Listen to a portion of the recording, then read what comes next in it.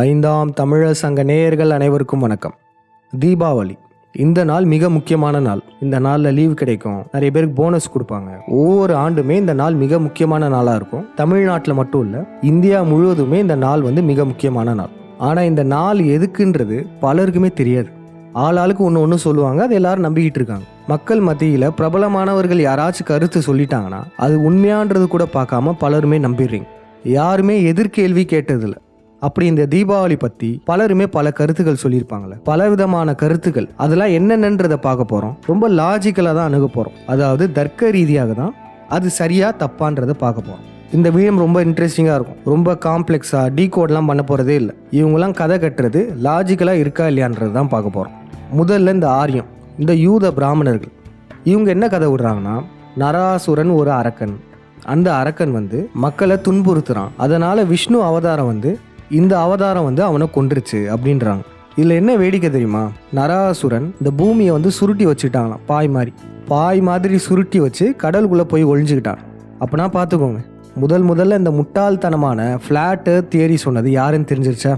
சரி, இந்த ஆரியம், இந்த யூத பிராமணர்கள் சொல்கிற கதையை நம்பலாமானா இல்லை ஓரளவு பகுதிகள் உண்மையாக இருக்கும். ஏன்னா அவங்க எப்பயுமே ஒரு கதையை சொல்கிறாங்கன்னா அதில் நம்ம வரலாறை வச்சு தான் சொல்லுவாங்க. சுயமாக முழுசாக யோசிச்சுலாம் சொன்னதே இல்லை. அப்போ இதில் ஏதோ நம்ம வரலாறு கொஞ்சம் இருக்குது. இந்த யூத பிராமணர்கள் ஒரு கதை மட்டும் சொல்லலை. தென்னிந்தியர்களுக்கு இந்த கதை சொல்லி வச்சுருக்காங்க. வட இந்தியர்களுக்கு பார்த்தீங்கன்னா அதே யூத பிராமணர்களான இந்த மார்வாரி சேட்டுகள்லாம் இருக்காங்களே, அவங்க மகாவீர் ஜெயந்தி கொண்டாடிட்டு இருக்காங்க.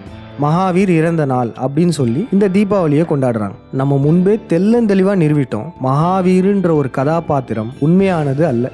அது ஒரு கற்பனை கதாபாத்திரம் தான். மகாவீருன்ற ஒருத்தர் வாழ்ந்ததுக்கு எந்த ஒரு ஆதாரமும் சான்றும் இல்லவே இல்லை. அந்த வீடியோத்துடைய லிங்கையும் கமெண்ட்ல தரோம், பார்க்காதவங்க அதை பாருங்க. அப்போ இதுலேருந்து நமக்கு என்ன தெரியுது, இந்த யூத பிராமணர்கள் ஒரே நாளுக்கு இந்த தீபாவளிக்கு பல்வேறு கதைகள் வச்சிருக்காங்க. இவைகள் எதுவுமே உண்மை கிடையாது. ஆனால் முன்பே சொன்னது போல தான் இவங்க சொல்கிற இந்த கதைகளில் நம்ம வரலாறு ஒழிஞ்சிருக்கும். அது என்னன்றது நம்ம கடைசியில் பார்த்துடலாம். இப்போ இந்த திராவிட தரப்பு அது என்ன சொல்லுதுன்னா, இந்த நரகாசுரன் பிராமண யஜ்ஞங்களுக்கு அனுமதி மறுத்தான். அதுதான் பெரிய குற்றம். பிராமண யஜ்ஞங்களுக்கு அனுமதி மறுத்தான். ஆனால் யஜ்ஞத்தை நரகாசுரன் மறுத்ததுனால நரகாசுரனை எல்லாரும் கஷ்டப்படுறாங்க. பாருங்க, காட்டிலேருந்து கேட்குறாங்க. பாருங்களேன், இந்த வடுக திராவிடம் என்ன பண்ணுதுன்னா, பிராமணன் சொன்ன கதையவே நம்பி அதை அப்படியே விமர்சிக்கிறாங்க. மகாவீரரது இறுதி நாள், மகாவீரர் கடைசி நாள் அன்னைக்கு அவர் இரவு முழுக்க உரையாற்றிட்டு அதிகாலையில் இறந்து போகிறார், இயற்கை எய்துகிறார். இதை பார்த்தீங்களா, பகுத்தறிவை தெளிவாக சொல்லியாச்சு. மகாவீர் என்பவர் வாழ்ந்தவர் கிடையவே கிடையாது. அது ஒரு கற்பனை கதாபாத்திரம் தான்ன்றது கொஞ்சம் ஆராய்ந்து பார்த்தாலே எல்லாருக்குமே தெரிஞ்சிடும். ஆனால் இவங்க அதை நம்புறாங்க. இந்த நராசுரனையும் நம்புறாங்க. இவங்க என்ன சொல்றாங்கன்னா, நராசுரன் தமிழர், பிராமணர்களை எதிர்த்தவர், அதனால அவருடைய இறந்த நாளை துக்க நாளா கொண்டாடணும் அப்படின்றாங்க. நராசுரன் தமிழர்னா தமிழரை அசுரன்றாங்களா? நீங்க நல்லா பார்த்தாவே தெரியும், இந்த திராவிடத்தை பொறுத்தவரையும் தமிழர்களை அசுரனாவே பாவிப்பாங்க. இந்த யூத பிராமணர்கள் சொல்ற கட்டுக்கதைகளை எடுத்துப்பாங்க. இந்த யூத பிராமணர்கள் ராவணனை அசுரன் சொல்லுவாங்க, அதையும் இவங்க ஏத்துப்பாங்க. அதுக்கப்புறம் நராசுரன்வாங்க, அதையும் இவங்க ஏத்துக்கிட்டு தமிழன்லாம் அசுரன்வாங்க. இவங்களுடைய முதன்மையான நோக்கம் என்னதுன்னா, தமிழர்கள் காட்டு மிராண்டிகள், அசுரர்கள், இதை மீண்டும் மக்கள் மத்தியில் பதிவு பண்ணிகிட்டே இருப்பாங்க. அதனால இந்த திராவிடம் சொல்றதும் தவறு. அப்புறம் இந்த நாம் தமிழர் கட்சியெலாம் இருக்காங்களே, அவங்கள பாருங்க, மேலும் ஒரு படி போயிட்டு நராசுரனை தமிழ்னா ஏற்றுக்கிட்டு இந்த தீபாவளி அன்னைக்கு நராசுரனுக்கு பேனர் அடிச்சுலாம் வணங்கியிருக்காங்க. நம்ம கேட்குறது என்னதுன்னா, நராசுரன் தமிழர்னா அவரை கொன்ன கிருஷ்ணர் யாரு? அவர் தமிழர் இல்லையா? கண்ணனுக்கு பெருவிழாலாம் நடத்துறீங்க, அவர் தான் நராசுரனை கொன்னாரு. நம்ம முன்னாடியே சொல்லிட்டோம், இதெல்லாம் ஆரியம் விட்ட கதை. இந்த கதையில் நம்ம வரலாறு அங்கங்கே இருந்தாலும் இதெல்லாம் ஃபேண்டசி கதை தான். இதை நம்பிட்டு இந்த திராவிடம் பண்ணுது, அதையே நம்பிட்டு இந்த நாம் தமிழர் கட்சியில் பண்ணிட்டு இருக்காங்க. அப்புறம் இந்த வடுக பன்றிசாலன் என்ன சொல்றான்னு பாருங்களேன். இந்த ஒரு கொண்டாட்ட திருவிழா, ஆனால் இதுக்கு எதுக்கு தீப ஒளி திருவிழா என்று வட இந்தியாவில், இந்த தீப ஒளி திருவிழா என்பது தமிழ்நாட்டில் வழங்கப்பட்ட பெயர் கிடையாது. அது வட இந்தியாவில் தான் வழங்கப்பட்ட பெயர். அதுதான் தீபாவளி. தீப ஒளி என்பதுதான் அவர்கள் தீபாவளி அப்படின்னு சொல்லி அழைக்கப்படுகிறார்கள். இந்த தீப ஒளி திருவிழா என்பது தமிழ்நாட்டில் வழங்கப்பட்ட பெயர் கிடையாது. இந்த தீப ஒளி திருவிழா என்பது தமிழ்நாட்டில் வழங்கப்பட்ட பெயர் கிடையாது. அது வட இந்தியாவில் தான் வழங்கப்பட்ட பெயர். அதுதான் தீபாவளி. தீபாவளின்றதே தமிழ் வார்த்தை இல்லையா, வடநாட்டு சொல்லலாம். தீப ஒளி, இதுதான் தீபாவளி. இது முழுக்க தமிழ் வார்த்தை தான். இங்க இருந்து தான் வட இந்தியாவுக்கே போயிருக்கு. இந்த நரகாசுரன் என்று சொல்லக்கூடிய இந்த மாந்தன் வாழ்ந்தானோ வாழலையோ, இல்லை ஒரு கற்பனை கதாபாத்திரமோ, இல்லை வேற யாராவது கோடாரி வச்சு சண்டை போட்டவங்களுக்கு பதிலாக சொல்லப்பட்ட கதாபாத்திரமோ, அதெல்லாம் நமக்கு தெரியாது. ஆனால் இந்த கற்பனை மாந்தன் என்பவன் வாழ்ந்திருக்கிறான், இவன் ஏதோ பெரிய தீங்கு செய்திருக்கிறான் தமிழ் சமூகத்திற்கு. இந்த தீங்கின் காரணமாக இவனை முற்றும் முழுதாக தமிழர்கள் வெறுத்திருக்கிறார்கள். ஆகவே அவனுடைய அந்த போரில் அவன் வீழ்ச்சி அடைந்து தோற்கக்கூடிய அந்த தினத்தை தமிழர்கள் கொண்டாடி இருக்கிறார்கள். பார்த்துக்கிட்டிங்களா? நராசுரனுடைய இறப்பை கொண்டாடுறோமா? சரி, நம்ம கேள்வி என்னதுன்னா ரொம்ப லாஜிக்கலாக தான் கேட்கும். தமிழர்கள் ஒருத்தருடைய இறப்பை கொண்டாடுறது தீபாவளின்ற பேரில் தான் கொண்டாடுவாங்களா?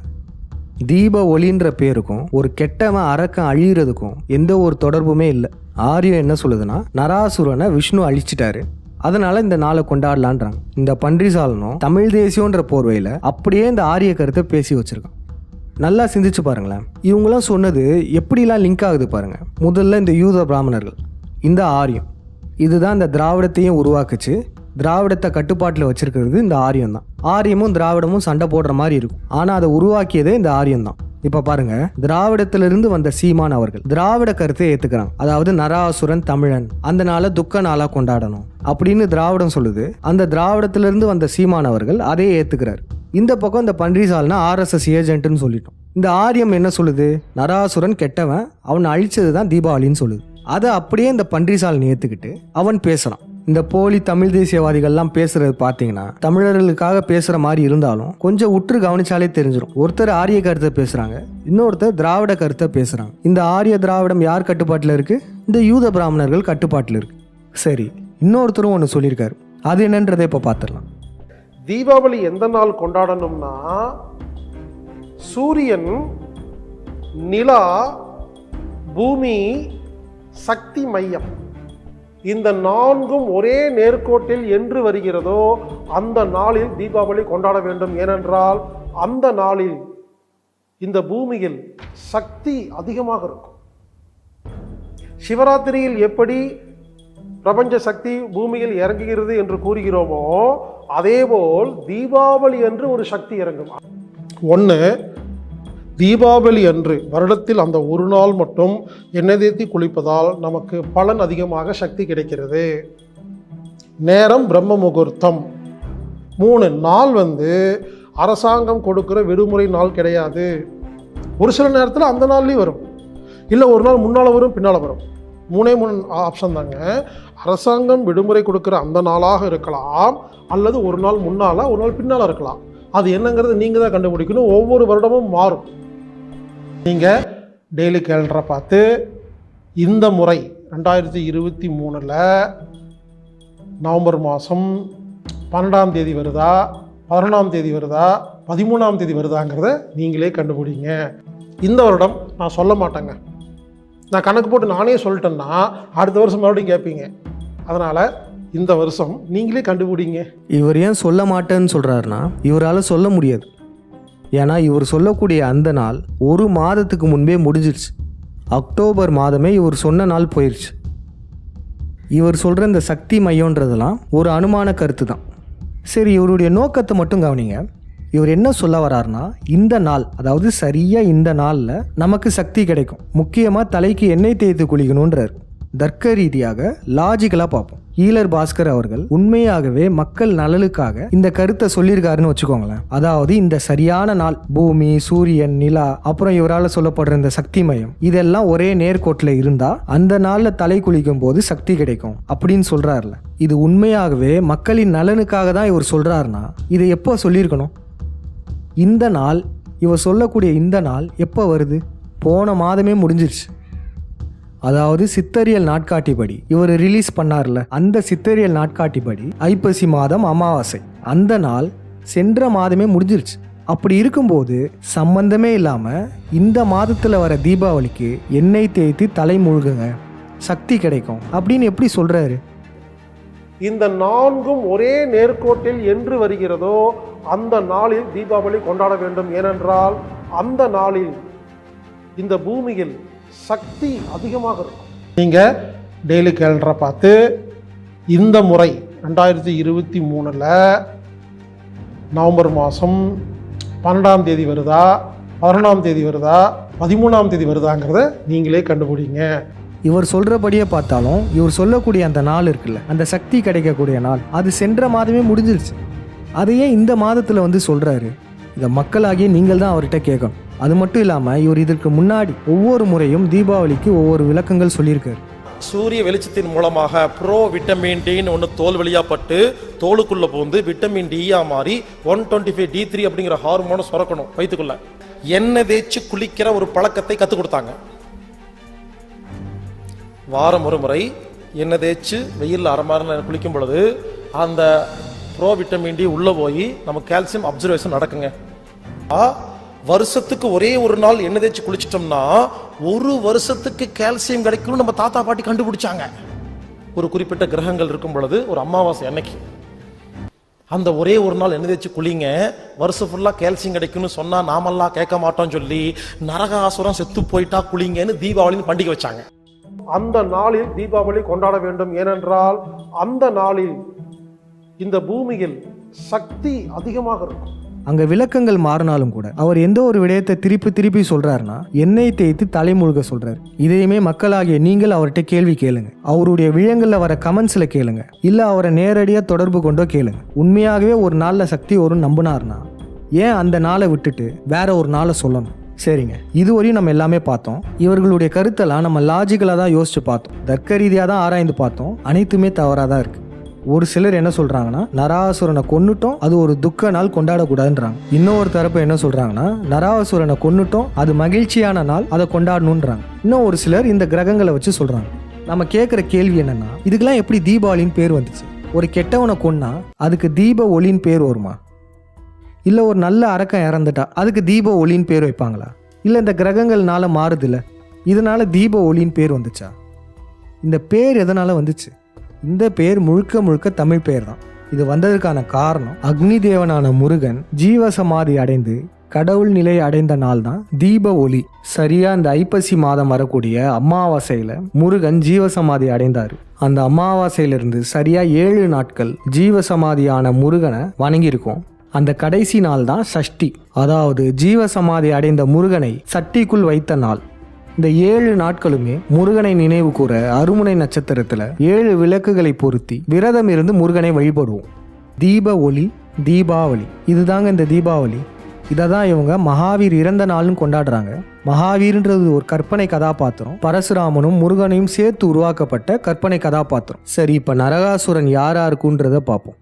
இப்போ உங்களில் ஒரு சிலர் கேட்கலாம், நீங்களுமே ஆரியம் சொல்லிட்டு இருக்க இந்த நரகாசுரன் கதையை தானே சொல்றீங்க அப்படின்னு கேட்கலாம். இந்த யூத பிராமணர்கள் சொல்ற கதைகளை நம்புறது வேறு, அதை டீகோட் செய்து உண்மையை கண்டுபிடிக்கிறது வேறு. இப்போ எடுத்துக்காட்டுக்கு ராமாயணம். இந்த ஆரியம் எழுதி வச்ச ராமாயணத்துல என்ன இருக்கு? ராவணன் ஒரு அரக்கன், ராமாயண போர்ல தோற்றவன், பெண்ணாசையால சீதையை தூக்கிட்டு வந்திருக்காரு அப்படின்னு தான் போட்டிருந்தது. இதே தான் இந்த திராவிடன் நம்பிட்டு ராவணன் தமிழன், ராமாயண போர்ல தோற்ற ராவணன் ஒரு அரக்கன் அப்படின்னு சொல்லிட்டு சுத்திட்டு இருந்துச்சு. ஆனா உண்மையிலேயே இந்த ராமாயணத்தை டீகோட் பண்ணதுக்கு அப்புறம் தான் உண்மையான வரலாறை நம்மளால மீட்டெடுக்க முடிஞ்சது. ராவணன் ஒரு தமிழ் சித்தன், தமிழர்களை ஆண்டவன், தமிழக நிலப்பரப்பு தான் சீதை, போரில் வென்றவனும் ராவணன் தான். இதை நம்மளால கண்டுபிடிக்க முடிஞ்சது. அப்பனா இதுல இருந்து என்ன தெரியுது? ஆரியம் சொல்ற கட்டுக்கதைகளை நம்புறது வேற, அதை டீகோட் செய்யறது வேற. இந்த ஆரியம் எழுதி வச்ச இந்த மகாபாரதத்தையுமே டீகோட் செய்ததால தான் கிருஷ்ணருடைய உண்மையான வரலாறே நமக்கு தெரிய வந்தது. இதே போலதான் இப்போ இங்கேயுமே நம்ம டீகோட் செய்ய போறோம். நரகாசுரன். இந்த நரகாசுரன்றது நாம் வாழ்ந்த இந்த பூமியவே நரகமா மாற்றியவன். இந்த நரகாசுரன் என்பது பரசுராமனையும் சகுனியையும் குறிக்கும். ஏன்னா இவங்க தான் சித்தர்களை கழுவேற்றம் செஞ்சு பூமியை நரகமாக மாற்றியவர்கள். இதுதான் இந்த நரகாசுர வதம். இதையும் நம்ம கொண்டாட தான் போறோம். ஆனா இந்த தீபாவளி நாளன்று இல்லை, டிசம்பர் 3, 4, 5 கொண்டாடுவோம். அது எப்படி கொண்டாடப்படும்ன்றத பின்வரும் காலங்களில் நம்ம பார்த்துருவோம். அதனால தீபாவளி அன்று யாரும் மகிழ்ச்சியா புத்தாடை அணிந்து பட்டாசு வெடிக்கணுன்ற அவசியம் இல்லை. ஏன்னா தீப ஒளின்றது முருகன் நிர்வாணம் அடைந்த நாள். அதே போல இந்த திராவிடம் சொல்ற மாதிரி சோகமா இருக்கணும்ன்ற அவசியமும் இல்லை. இன்னும் எளிமையா சொல்லணும்னா இந்த பிண்டாரிகள் என்ன தெரியுமா செஞ்சு வச்சிருக்காங்க? முருகன் ஜீவசமாதி அடைந்த நாளையும் பரசுராமன் கொல்லப்பட்ட நாளையும் ஒன்னா கலந்து வச்சிருக்காங்க. அதுக்கு காரணம் என்ன தெரியுமா? நம்ம முருகன் ஜீவசமாதி அடைந்த நாள் இருக்குல்ல, அதுதான் தீப ஒளி, தீபாவளி. இந்த நாள்ல நம்ம முருகனை வணங்குவோம். இது கொண்டாட்டத்திற்கான நாள் இல்ல. இந்த நாள்ல பட்டாசு வெடிக்க மாட்டோம், தலை மூழ்க மாட்டோம். அதற்கு பதிலா விளக்குகளை ஏற்றி முருகனை வழிபடுவோம். ஆனா இதுவே இந்த நரகாசுர வதம், மக்களை துன்புறுத்திட்டு இருந்த அசுரன் கொல்லப்பட்ட நாள்.